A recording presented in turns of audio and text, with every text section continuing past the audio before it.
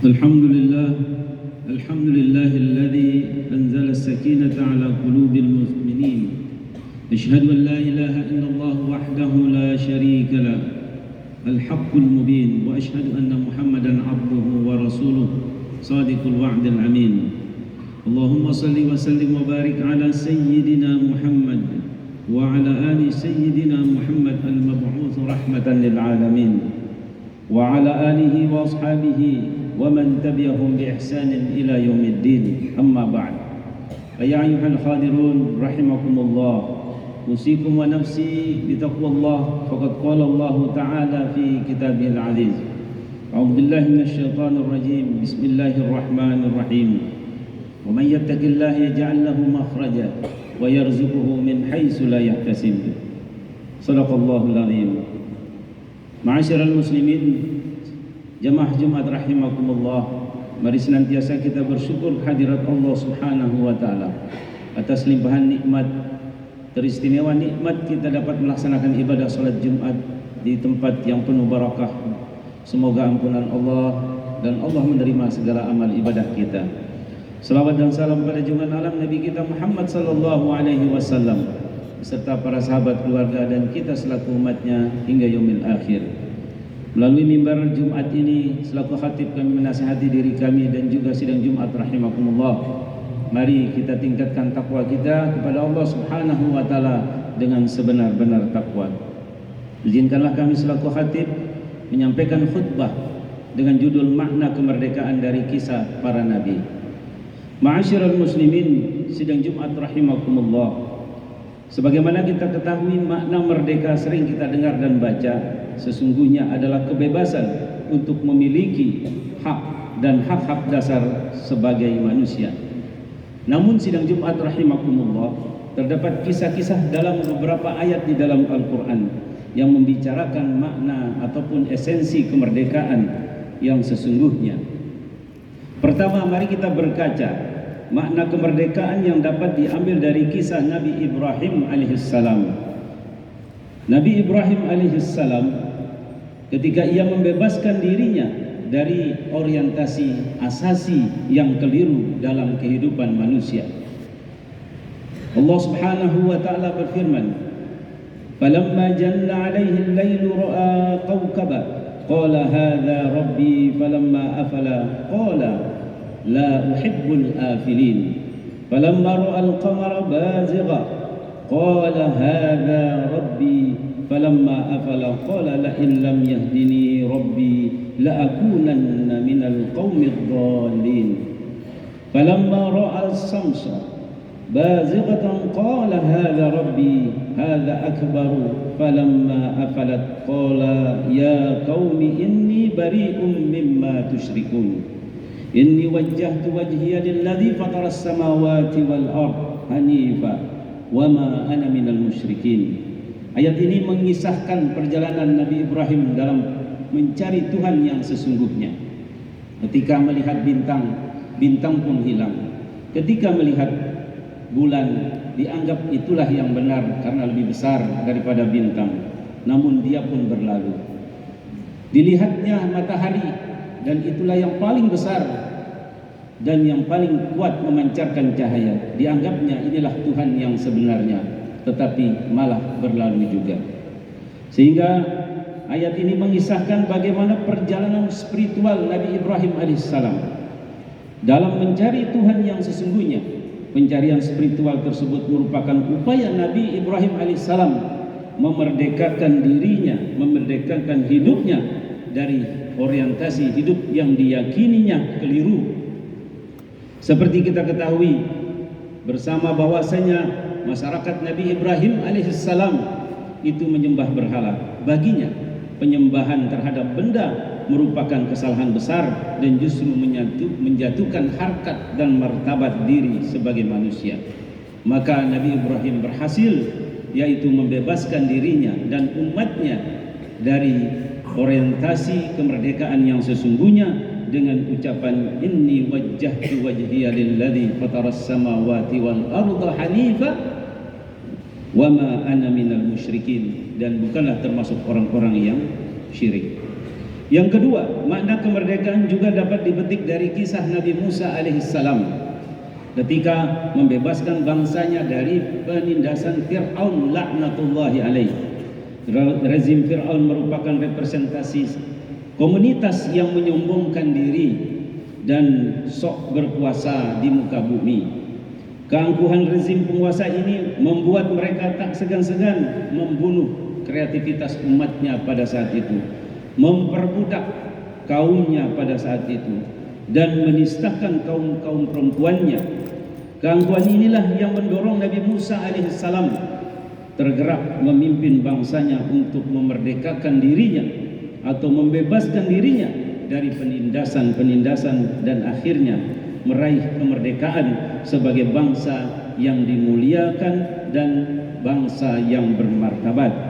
إذ قال موسى لقومه اذكروا نعمة الله عليكم إذ أنجاكم من آل فرعون يسومونكم سوء العذاب يذبحون أبناءكم ويستحيون نساءكم وفي ذلكم بلاء من ربكم عظيم.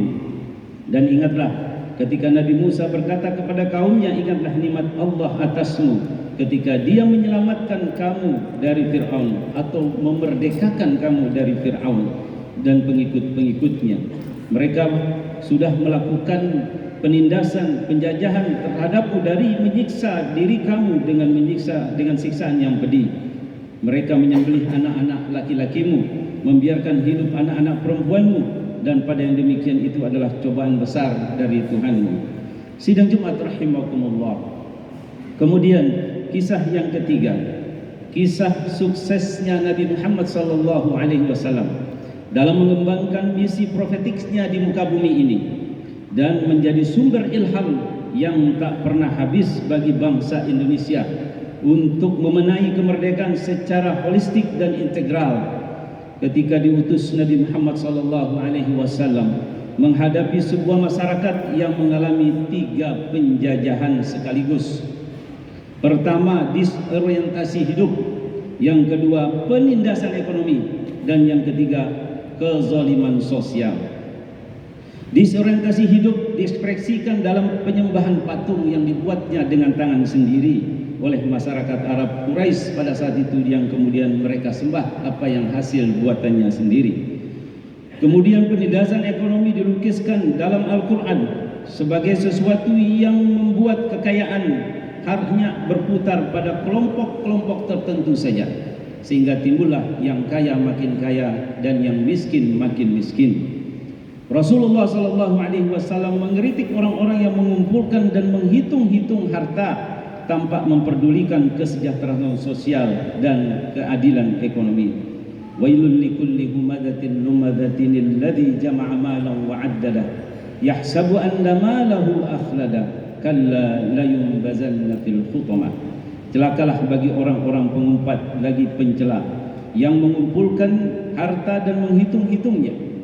Dia mengira bahwa hartanya itu dapat mengekalkannya, sekali-kali tidak. Sesungguhnya dia benar-benar akan dilemparkan ke dalam neraka hutamah.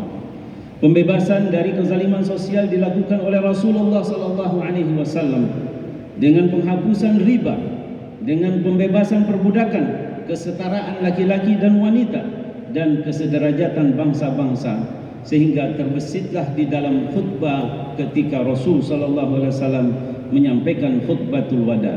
Nabi menegaskan bahwa tidak ada perbedaan antara hitam dan putih, antara Arab dan Ajami. Semuanya sama di mata Allah Subhanahu wa taala. Tidak ada celah yang membedakan satu dengan manusia yang lainnya kecuali tingkat ketakwaannya kepada Allah Subhanahu wa taala. Al-Hujurat ayat 13. Ma'asyiral muslimin wa jumlatal muwahhidin rahimakumullah. Alangkah indahnya jika bangsa Indonesia mampu memanai kemerdekaannya seperti apa yang dikisahkan di dalam Al-Quran. Perjalanan hidup para nabi menghantarkan umatnya ke gerbang kemerdekaan yang sesungguhnya, sehingga rakyat merasakan kemerdekaan ekonominya, kemerdekaan meraih kesejahteraan bersama dan di segala bidang kehidupan. Mampukah kita mewujudkan hal tersebut? Jawabannya ada pada diri kita masing-masing dan niatan tulus kita, dan niatan pula para pemimpin-pemimpin kita bagaimana untuk mewujudkan nilai-nilai kemerdekaan yang sesungguhnya di tengah kehidupan bermasyarakat, berbangsa dan bernegara. Barakallahu li wa lakum fil Qur'anil azim wa nafa'ani wa iyyakum bima fihi minal ayati wa dzikril hakim wa taqabbala minni tilawatahu innahu huwas samiul alim. Alhamdulillah ala ihsanihi wa syukru lahu ala taufiqihi wa imtinanihi. Asyhadu an la ilaha illallah wahdahu la syarika lah wa asyhadu anna Muhammadan abduhu wa rasuluh. Allahumma salli wa sallim wa barik ala sayyidina Muhammad wa ala alihi wa sahbihi wa sallama tasliman katsira.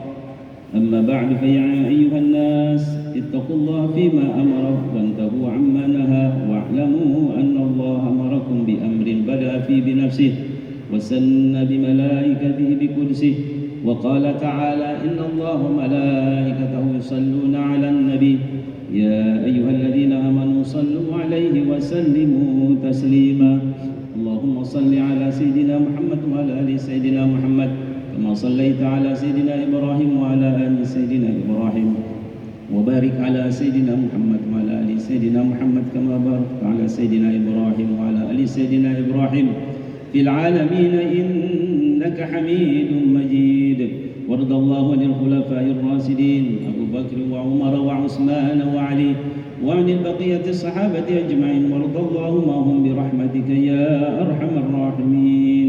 اللهم اغفر للمسلمين والمسلمات والمؤمنين والمؤمنات الأحياء منهم والأموات إنك سميع قريب مجيب الدعوات ويا قاضي الحاجات.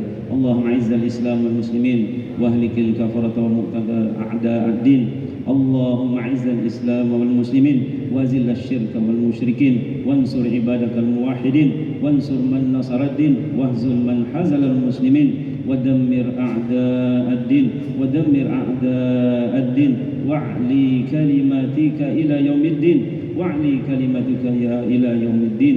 اللهم ادفع عنا البلاء والوباء والزلزال والمهن وسوء الفتن والمحن ما ظهر منها وما بطن من بلدنا هذا خاصة من بلدان المؤمنين عامة إنك على كل شيء قدير. اللهم اغفر لنا ولوالدينا وارحمهما كما ربونا صغارا. اللهم اهد ولاة أمورنا واجعل بلدنا آمنا مطمئنا. اللهم ربنا تقبل منا صلاتنا وصيامنا وركوعنا وسجودنا وتحسبنا وتضرعنا وتمن تكسرنا يا الله يا أرحم الراحمين. ربنا عليك توكلنا وإليك نبنا وإليك المصير. ربنا آتنا في الدنيا حسنة وفي الآخرة حسنة وقنا عذاب النار. سبحان ربك رب العزة عما يصفون وسلام على المرسلين والحمد لله رب العالمين. عباد الله إن الله يأمركم بالعدل والإحسان وإيتاء ذي القربى وينهى عن الفحشاء والمنكر والبغي يعظكم لعلكم تذكرون. واذكروا الله العظيم يذكركم واسألوه من فضله يؤتيكم ولذكر الله أكبر.